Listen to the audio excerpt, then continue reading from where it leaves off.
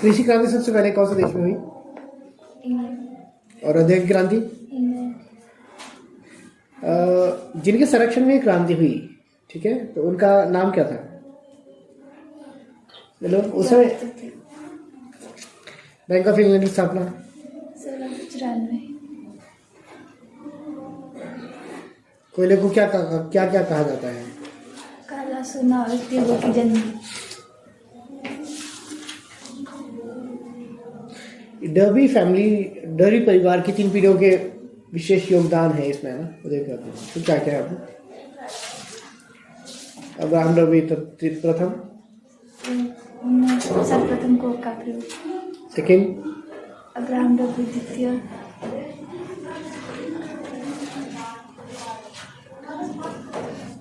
गलवालो है से पिटवालो है ना? और थर्ड लोहे का पुल। लोहे का पुल कहाँ बना था ये? कोल्ड फ्लेम से अमेरिका। अच्छा, जो जेम्स वॉट के स्टीम इंजन का प्रयोग जो है किसने किया था सबसे पहले? John Wilkinson.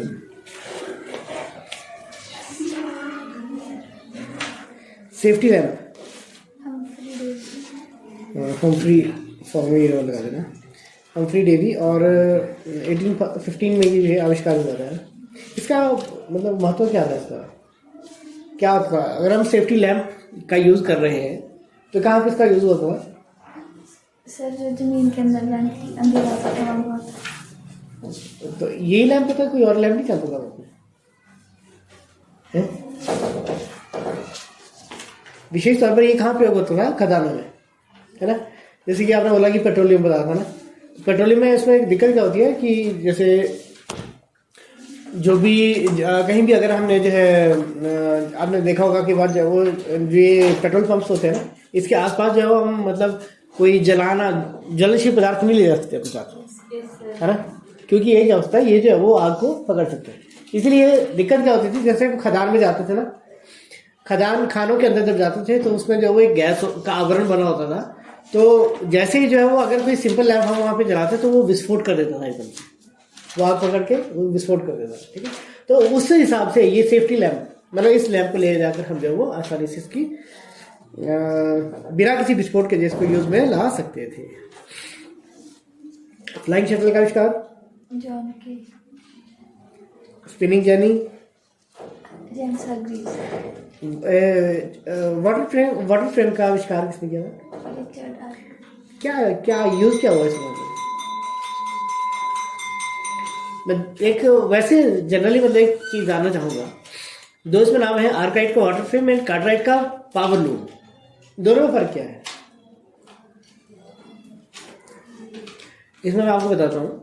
जो आर्कराइट का जो वाटर फ्रेम है, इसमें आपको लग रहा है कि ये पानी से चलने वाला, कहीं ना कहीं पानी सपोर्ट कर रहा है इस पर, ना कर रहा है ना, ठीक है? तो मीन अभी तक आप मुख्य तौर पर हमने क्या क्या करते थे, हम करते थे कि जो चीज़ भी बनती थी वो किससे बनती थी? हाथों से बनती थी। जैसे कि उदाहरण अगर हम बात करते हैं, अगर कपड़ा बनना है या कपड़ा बुनना है तो वो किससे होगा? कपास होगी या ऊन होगी, उसको हाथों से काटा जाएगा तकलियों के माध्यम से, फिर उसका धागा बंधेगा ना, ऐसा ही होगा। लेकिन यहाँ पर क्या है, ये एक पहला प्रयास था, पहले जो है वो मतलब एक प्रयास गतिविधि थी जो घरों के स्थान पे, घरों में ना होकर घरों से दूर जाकर किसी जल प्रवाह वाले क्षेत्र में जो स्थापित हुआ था।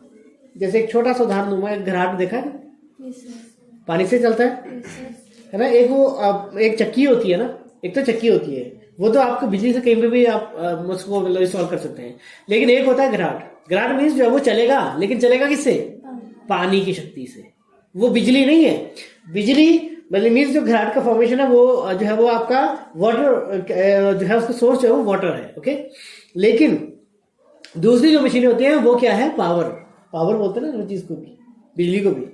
तो ये आपने जो देखा है उसमें कि आर्कराइट का जो वाटर फ्रेम है, इनकी पहली ये मशीन थी जिसको घरों में ना स्थापित करके जो उसे घर से दूर जाकर जो स्थापित करने की शुरुआत हुई। यानी कि कारखाना पद्धति का जो जनक है या जो घटना है वो कहां से आती है? आपकी आर्कराइट का वाटर फ्रेम से, ठीक है? और कार्टराइट का पावर लूम मीन्स जो हम कह रहे हैं पावर, मीन्स ऊर्जा, ठीक है। वो दो हिस्सों में हो सकती है, एक तो वो ऊर्जा के इनकी बिजली के रूप में हो सकती है, और दूसरा आपको आपने सुना होगा कि जैसे हम जेम्स वॉट की भी बात कर रहे थे ना, स्टीम इंजन उन्होंने बनाया था ना, ठीक है। तो वो क्या हो, वो एक ऊर्जा के रूप में, जो एक एनर्जी के रूप में जिसको प्रयोग में ला सकती है। तो मीन्स जो सिंपल पानी के आधार पर जो चलती थी वो थी आर्कराइट का वाटर फ्रेम, और जो भाप शक्ति से चलने वाली थी वो था कार्टराइट का पावर ल्यूम। क्लियर हो गया, ठीक है बेटा। इसको आपने याद याद रखना है। जैसे शुरू में सबसे पहले 1733 था जॉन केज फ्लाइंग शटल, ठीक है। इसने क्या किया मरीज, इसने जो हाथों से जो तकलियां वगैरह हम करते थे ना, वो काम किससे होने लगा, जॉन केज फ्लाइंग शटल से, ठीक है।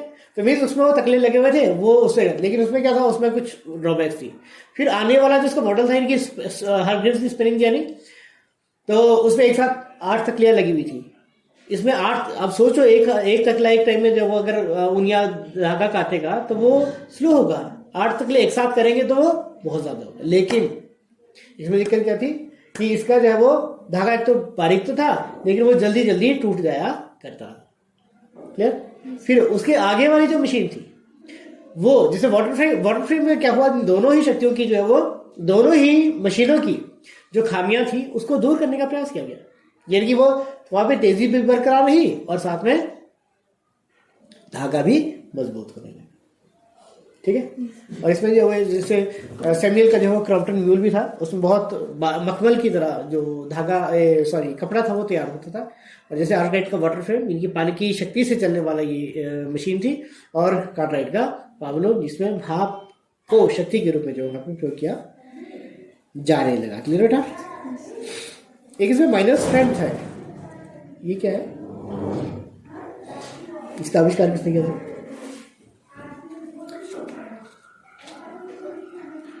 देखिए अभी हम बात कर रहे थे खदानों की ना, जो कोयले की खानी इत्यादि होती है ना, उसमें जैसे जैसे हम गहराई में जाते हैं ना, तो वहां पे 2 प्रकार की समस्या आती हैं। वो क्या क्या थी, अंधेरा और दूसरा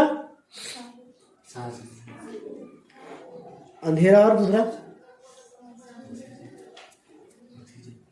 नहीं, अंधेरा और दूसरी सबसे बड़ी समस्या होती थी, जैसे हम कई बार घरों के लिए नींव बनाते हैं ना, गहराई में जाते हैं तो वहां पे एक समस्या कई बार शुरू हो जाती है। और क्या होती है वो, पानी। एग्जैक्टली। तो इन खानों में जो वो सबसे 2 समस्या थी। उसमें जैसे जैसे आप गहराई में जाते थे वैसे वैसे वहां पे पानी अगर निकला है तो आप खुदाई कैसे करोगे, आप अंदर काम कैसे करोगे। और दूसरी समस्या होती थी अंधेरे की। अब अंधेरे से निपटने के लिए तो वहां पे आ गया, क्या आया, सेफ्टी लैम्प, हम्फ्री डेवी का। और दूसरा यहां से सबसे पहले जो थे एक आरंभिक एक जो है यहाँ पे मशीन या उपकरण का यहाँ पे प्रयोग किया गया, जिसको बोला गया है माइनस फ्रेंड, ठीक है। क्या नाम है इसका, माइनस फ्रेंड, थॉमस सेवेरिन, ठीक है। सो फाउंड्री की स्थापना किसने की थी, ये जेम्स वॉट और मैथ्यू बार्टन दोनों का मतलब एक संयुक्त साझा था, क्योंकि स्टीम इंजन बनाने वाला था जेम्स वॉट, और मैथ्यू बार्टन जो है वहां पे, तो उनने जो फाउंड्री मैंने बताया था ना उनको, है ना, जैसे भट्टियां होती है ना लोहे की बड़ी बड़ी, ओके। तो एक तो होता है ना फर्नेस, मतलब एक तो जैसे आपने देखा होगा लोहे का उपकरण बनाने वाले होते हैं, तो वो लोहे को उसमें डालते हैं आग के बीच में, वो लाल करते हैं, उसके बाद उसको पीटते हैं। लेकिन हर चीज का क्या होता है, एक गलनांक होता है, एक मेल्टिंग पॉइंट होता है मेटल का भी, तो उसमें वो क्या होती है, वो उस तापमान तक पहुंचाने पर जो है वो क्या होती है, तरल अवस्था में हो जाती है। देखा है ना आपने लोहा पिघलते हुए, नहीं देखा है, कहाँ देखा है, पिघलते हुए नहीं देखा होगा, गरम लाल हुआ बेशक देखा होगा। क्लियर बेटा, ठीक है। अच्छा जी, उसके बाद हमारे पास ये रेलों का पितामह किसे कहा जाता है, जॉर्ज स्टीफनसन। चार्टिस्ट आंदोलन क्या था इसमें, मतलब थोड़ा सा कुछ पहचानते हैं ना, सिर्फ ये काम करने वाले कपड़ा मजदूर ने चलाया था, ठीक है। मतलब बहुत सारी मांगे थी इनकी ना, ठीक है। तो इनकी 6 मांगे थी और 6 मांगों पर उन्होंने जो है वो मतलब फोकस किया था। जैसे कि आपने देखा होगा, जैसे होता है ना, अगर हम अपनी चुनाव प्रणाली की अगर विशेषताओं के बारे में बात करें तो वहां पे आपने देखा होगा कि वोट देने का अधिकार किसको होता है, व्यस्क मताधिकार, ठीक है। उसमें ये नहीं देखा जाता कि किसकी जाति क्या है, किसका धर्म क्या है, वो स्त्री है या पुरुष है, वो उसकी आमदनी इतनी है या नहीं है, ऐसा कुछ नहीं देखा जाता ना। जो भी है यूनिफॉर्मिटी बेस पे उसको, तो वैसा उनके द्वारा मांग की गई। और कोई गलत होती है। हमने किसको वोट दिया पता है ना, पता है ना। अभी आप अगला जो चुनाव होगा वो उसमें आप जो है वो वोट दोगे, मत का प्रयोग करोगे, लेकिन आप किसको वोट दोगे पता नहीं ना, क्योंकि हमारे इस चुनाव प्रणाली में जो विशेषता है वो क्या है, हाँ, गुप्त मतदान, ठीक है। गुप्त मतदान की व्यवस्था होनी चाहिए, नहीं तो जो रुतबे वाले जो लोग होंगे या प्रभावशाली, अत्यंत प्रभावशाली जो लोग होंगे, वो क्या करेंगे, वो तो गरीबों को तो रोज खाएंगे। और विशेषतः अगर मजदूर की बात हो रही है तो उसका तो वो कहीं के छोड़ेंगे ही, ठीक है। उसके अलावा अगर एक किसान को जो है वो, एक मजदूर को जो है वो दिहाड़ी कमानी है, फिर शाम को जाके रोटी खानी है, अगर वो बन बैठा जो है वो किसी संसद का या किसी का सदन का सदस्य, तो उस स्थिति में तो उसका परिवार तो भूखा नहीं मर जाएगा, मर जाएगा। उस स्थिति में उन्होंने क्या मांग किया, और कि उसके लिए वेतन की व्यवस्था होनी चाहिए। क्लियर हो गया। और वो जो निर्वाचन क्षेत्र से हम यहाँ पे बात करते हैं, जो 150 निर्वाचन क्षेत्र है, ठीक है, या शिमला ग्रामीण है या अन्य जो आपके अलग अलग होते हैं ना, ये आपके लोकसभा के अलग होते हैं और विधानसभा के अलग होते हैं ना। तो इस प्रकार से वो अलग अलग जो है वो निर्वाचन क्षेत्र को भी उसमें, और उस मुख्य तौर पर जो है वो किस आधार पर निर्धारित की जाने की उनके द्वारा मांग की गई, जनसंख्या पर आधारित। क्लियर। और एक मांग उनकी थी कि मतदान जो है वो क्या हो, प्रत्येक वर्ष करवाया जाए, क्या हो, प्रत्येक वर्ष करवाया जाए। तो केवल ये वाली मांग, इनकी प्रत्येक वर्ष निर्वाचन की मांग को छोड़कर समय बीतने पर एक एक करके इनकी मांगों को पूरा कर लिया गया। हालांकि अगर मैं संक्षेप के तौर पर जो उसको कहूं, हालांकि यह जो आंदोलन था, चार्टिस्ट आंदोलन, ये अपने उद्देश्य में सफल नहीं हो सका था, लेकिन उसके बावजूद भी इनकी जो मांगे थी वो बहुत हद तक जायज थी, और जिसकी कारण ही इनकी जो एक एक करके इनकी मांग को समय के साथ जो पूरा कर दिया गया, सिवाय एक मांग।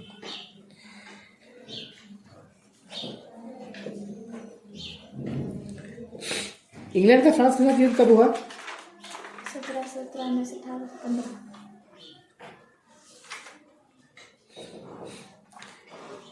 क्योंकि अगर आप यहाँ पे गौर करेंगे तो ये वो समय है जिसमें इंग्लैंड में औद्योगिक क्रांति भी आई है ना। तो डेफिनेटली जब भी आप कोई युद्ध की बात करते हैं ना, युद्ध जो होता है दो चीजों को प्रमोट करता है, बढ़ावा देता है। पहले युद्ध के समय वस्तुओं की जो मांग होती है वो क्या होती है, बढ़ जाया करती है। क्या होती है, जब भी कभी युद्ध की स्थिति होती है तो वस्तुओं की मांग क्या होती है, बढ़ जाती है हमेशा से। कभी आपने देखा, अगर मान लेते युद्ध हो रहा हो, उस स्थिति में देखो हमें अनाज तो चाहिए, हमें बाकी चीजें भी चाहिए, उसके साथ साथ जो हमें अस्त्र शस्त्र गोला बारूद बहुत सारी ये सब चीजें भी चाहिए। और दूसरा, जब भी इस प्रकार का जो युद्ध होता है तो उसमें दो प्रकार की विशेष हानि होती है। तो वो क्या होती है, हाँ, एक होती है हाँ जानवाद, इनकी जनहानि और धन हानि। यानी कि युद्ध होगा तो बहुत सारे लोग भी मारे जाएंगे, और दूसरा धन भी निश्चित तौर पर जो उसमें बहुत ज्यादा है। और एक चीज और जो है, उसको रिजल्ट के तौर पर यदि हम जो है युद्ध की स्थिति को अगर देखते हैं तो युद्ध के उपरांत, युद्ध के दौरान तो वस्तुओं की मूल्य बढ़ती ही है, और युद्ध के समाप्ति पर भी वस्तुओं के जो मूल्य होते हैं बहुत ज्यादा बढ़ जाया करते हैं। क्लियर। डिमांड एंड सप्लाई का सीधा रिलेशन होता है। जितनी डिमांड बढ़ेगी, जितनी वस्तुओं की मांग बढ़ेगी, उतना उसका मूल्य बढ़ेगा। क्लियर, ठीक है। अब युद्ध में देखो, युद्ध के पश्चात भी क्या मान लेते हैं कि युद्ध समाप्त भी हो गया, तो उसमें सोचो कि जितना अगर खर्चा होगा उसको बैलेंस करने के लिए हमें कुछ ना कुछ तो चाहिए ना। ठीक है बेटा। तो ये सब चीजें जो अपने अपने जहन में, अपने ध्यान में रखनी है। अच्छा, समुद्रों की रानी किसे कहा था? इंग्लैंड में जो है वो सर्वप्रथम रेलगाड़ी कब चली थी? 1825। इसको हमें सिंपल तौर पर याद रखना है ऐसे ना। 1760 से 1820 तक तो हो गया आपका औद्योगिक क्रांति का पहला चरण इंग्लैंड में। और दूसरा, उसके बाद अब एक उदाहरण, जैसे अब भारत में भी अगर रेलवे का विस्तार किया ना अगर अंग्रेजों ने, तो उसके पीछे कारण क्या था? कच्चा माल जाने और तैयार माल। हाँ, कच्चा माल मतलब कोरे कोरे से लाने अपने रिसीव करने के लिए, मतलब प्राप्त करने के लिए, और तैयार माल को जगह जगह तक पहुंचाने के लिए। अब वहां पे इंग्लैंड में औद्योगिक क्रांति आ गई, औद्योगिक क्रांति आई। अब उस चीज को और ज्यादा प्रमोट करने के लिए अब उनकी जरूरत थी कच्चा माल और तैयार माल को बेचने की। तो इसीलिए उन्होंने क्या किया, इंग्लैंड में समुचित रूप से जो है रेलवे का विकास करना शुरू कर दिया। और इनकी 1820 तक हम ये मानते थे ना, 1820 तक हम ये मानते थे, और 1820 से इनके 25 तक जो है वो विशेष तौर पर उन्होंने इस क्षेत्र में कार्य करना शुरू किया। और 1825 में जो है उनके द्वारा पहली रेल जो है वो चलाई गई। ठीक है, सड़क निर्माता किसे कहा जाता है? सड़क निर्माता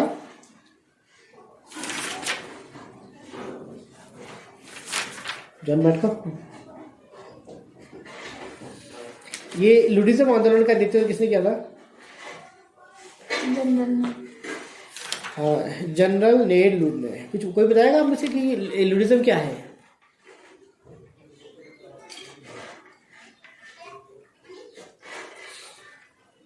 अंकिता थक जाओगे, बैठ जाओ। पक्का बताओगे?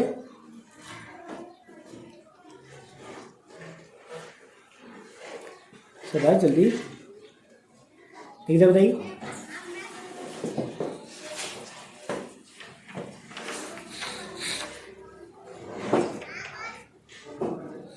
मुख्य तौर पर जो है वो ये श्रमिकों द्वारा चलाया गया एक आंदोलन था।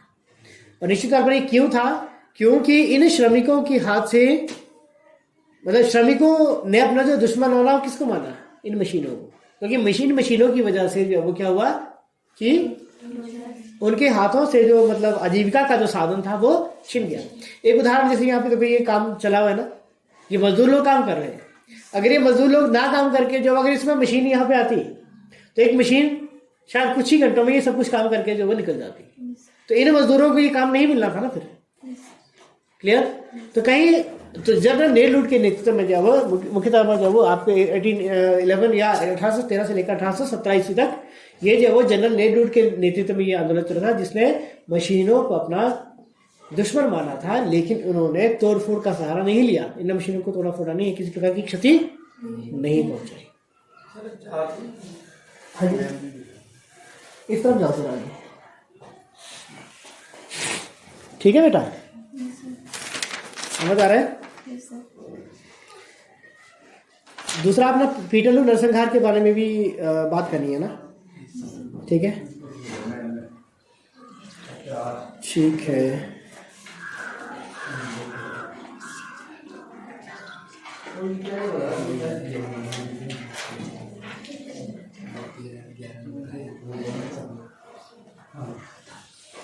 बाकी कुछ अमित बताएगा। अमित बताओ।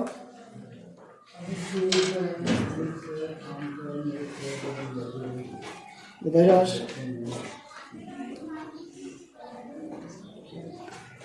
16 अगस्त 1819 ईस्वी में मैनचेस्टर, हाँ, मैनचेस्टर मैदान में जो वो यहाँ पे मजदूरों ने 80,000 मजदूरों ने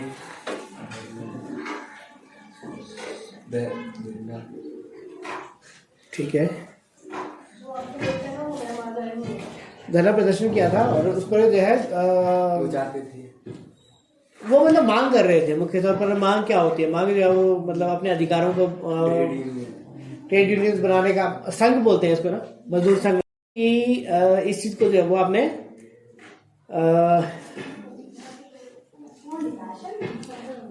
इसमें मुख्य तौर पर जो है उसका क्या हुआ फिर फैली जो है वो ये प्रेस की स्वतंत्रता हो गया, मजदूर संघ बनाने की